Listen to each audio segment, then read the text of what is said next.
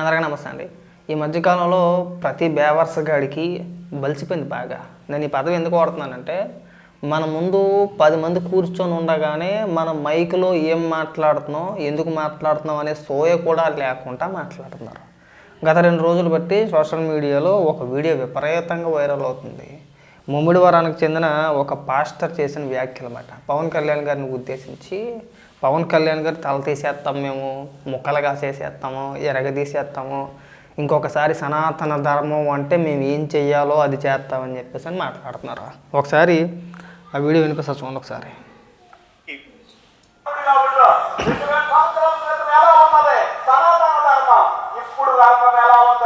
ఆలోచించుకోండి. నిజంగా పవన్ కళ్యాణ్ వచ్చి సనాతన ధర్మం కావాలని అంటే ఇప్పుడు ఏం చేస్తారో తెలుసా? నడి రోడ్లో నిలబెట్టి ముక్కల కింద చేస్తారు. దారా చేతికిని అంత పెద్ద మొగోడు ఎవడన్నా ఉంటే కనుక బ్రహ్మాండంగా రావచ్చు. ఎవరిని ముక్కలుగా చేసేస్తారో తర్వాత సంగతి తర్వాత చూస్తారు, ప్రజలు తేలుతారు. తర్వాత మనం ఏం చేయాలి? 10 మందికి మీ మతం గురించో మీ దేవుడి గురించో ఏదో 10 మందికి ఉపదేశాలు చెప్పాలనుకుంటున్నారు, 4 మంచి మాటలు చెప్పాలి, వచ్చారు. మీకు రాజకీయాలు దేనికిరా? పాస్టర్లో చాలామంది మంచి వ్యక్తులు ఉన్నారు. విజయప్రసాద్ అని చెప్పేసి ఒక అతను ఉంటారు, బహుశా రాజమండ్రి అనుకుంటా అతనిది. నాకు ఆయన వీడియోలు అంటే బాగా విపరీతమైన ఇష్టం. ఎక్కడా కూడా ఒకరిని కించపరచడో, ఒకరిని ఉద్దేశించి చెడుగా మాట్లాడడో, పరమతం గురించో లేదంటే హిందువులకు సంబంధించి దేవుళ్ళ గురించి కానీ ఆచారాల గురించి కానీ ఒక్క మాట మాట్లాడ్డా. ఆయన చాలా చక్కగా వివరిస్తాను. నేను పెద్ద ఫ్యాన్ ఆయనకి, చాలా దగ్గరగా ఉంటామాట. మీరు ఒకసారి చూడండి, విజయప్రసాద్ అని చెప్పేసి. విజయప్రసాద్ ఆయనే, చాలా చక్కగా మాట్లాడతాడు ఆయన. అలా ఉండాలి. చాలామంది ఆయన వ్యతిరేకించినా సరే, అంటే కొంతమంది పాస్టర్లే మళ్ళీ ఆయన వ్యతిరేకించేది కూడా, కొంతమంది పాస్టర్లు ఆయన్ని కూడా వ్యతిరేకిస్తారు. చూడండి, అసమాట్లో డిబేట్లు గట్టి పెట్టుకుంటుంటారు వాళ్ళలో వాళ్ళే. ఈయన చెప్పేదానికి, విజయప్రసాద్ గారు చెప్పేదానికి మిగిలిన ఎవరు కూడా ఏకీభవించరు, వ్యతిరేకిస్తూ ఉంటారు. నిజంగా పాస్టర్ ఎవరైనా ఉండాలంటే అలా ఉండాలి. ప్రజల మధ్యన లేదంటే సమాజంలో చిచ్చు పెట్టే విధంగా ఉండకూడదు. ప్రతి పకోడీ ఎదవ రావడం, పవన్ కళ్యాణ్ గారిని నచ్చేసేస్తాం, ఇచ్చేస్తాం, సనాతన ధర్మం అంటే ఈరోజు ఏం జరుగుద్ది? ఎన్నాళ్ళలో మేము ఏ రోజు మాట్లాడాల మా ధర్మం గురించి కానీ ఇంకోటి గురించి కానీ.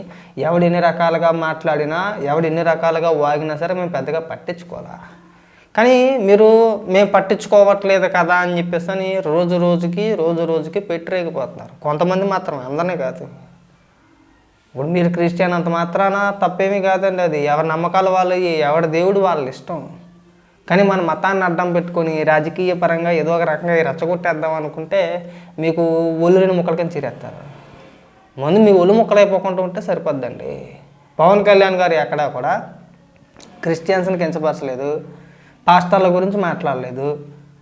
తిరుమల లడ్డూ వ్యవహారంలో మా హిందూ సాంప్రదాయాన్ని, మా హిందూ దేవులని అడ్డం పెట్టుకొని ఇవి ఎలా చేస్తున్నారో మన ధర్మాన్ని మనం కాపాడుకోవాలి అని మాత్రమే ఆయన చెప్పాడు. మిమ్మల్ని క్రిస్టియన్స్ని కావచ్చు, ముస్లిమ్స్ని కావచ్చు ఎక్కడా కించపరచలేదు, అగౌరవపరచలేదు, ఇంకొక రకంగా దూషించలేదు, ఎక్కడ ఒక్క మాట అనలా. మరి మీకు వచ్చిన నొప్పి ఏంటండి? మా ధర్మాన్ని మేము కాపాడుకోవాలి అనుకోవడం కూడా తప్పేనా? అది తప్పేనా? తప్పైతే కాదు కదా. ఇప్పుడు మీ ధర్మాన్ని మీరు కాపాడుకోవాలి. మీరు దేవుని నమ్ముకున్నారు, మీకు యేసు ప్రభు అంటే ఇష్టం, ఆయన నమ్ముకున్నారు, ఆయన అడుగుజాడల్లో మీరు నడవాలనుకుంటున్నారు.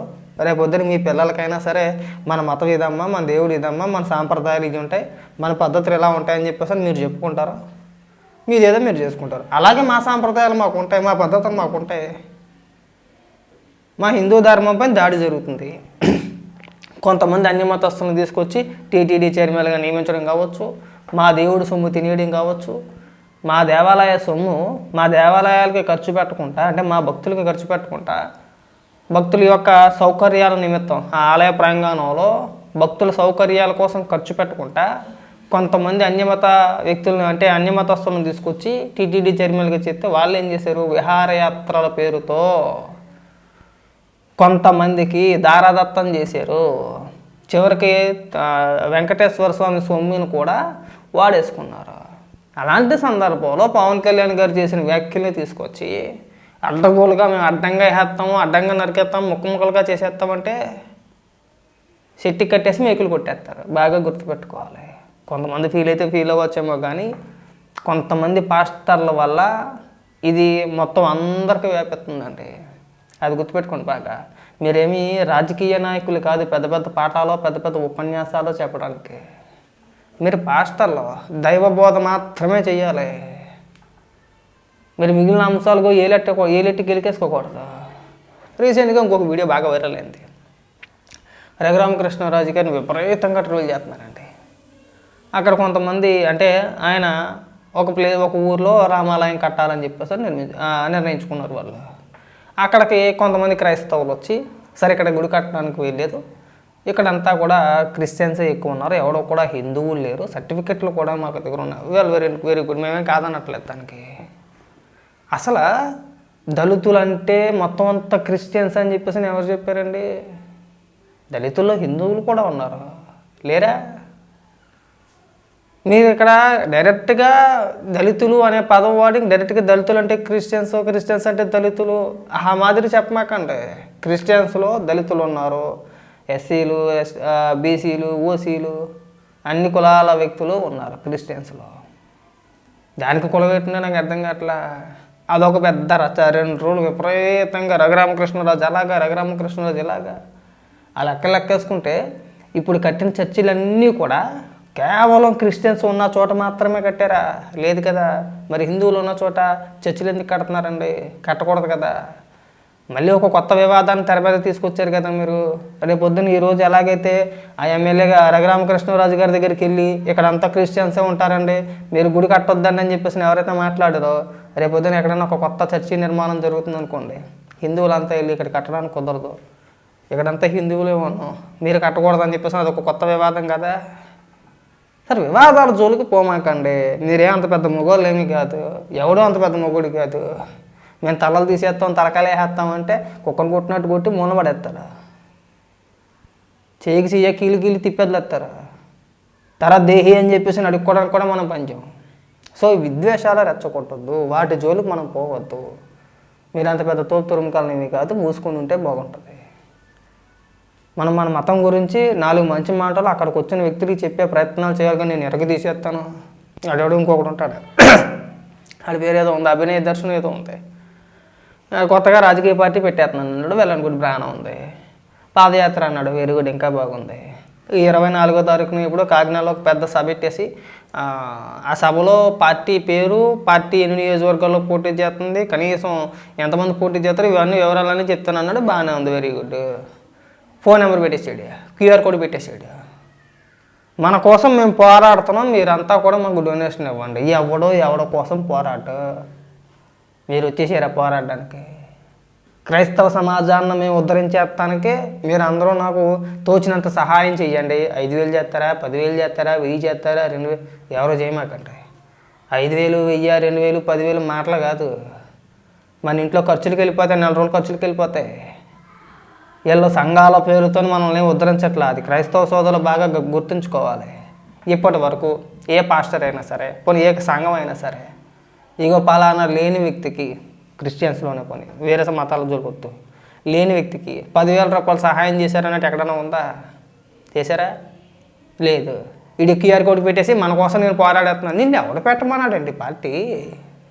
నిన్ను పార్టీ పెట్టమన్నాడో, నిన్ను ఎవడు రమ్మన్నాడో?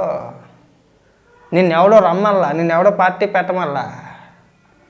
ఇక్కడికి వచ్చి అడ్డగోలుగా వాదించడం.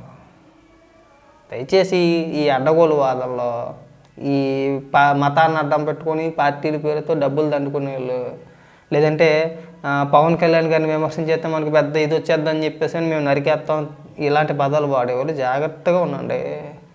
మన వాళ్ళు మన దగ్గర పెట్టుకోవాలి. మన ఒంటిని కాపాడేది మన నోరే.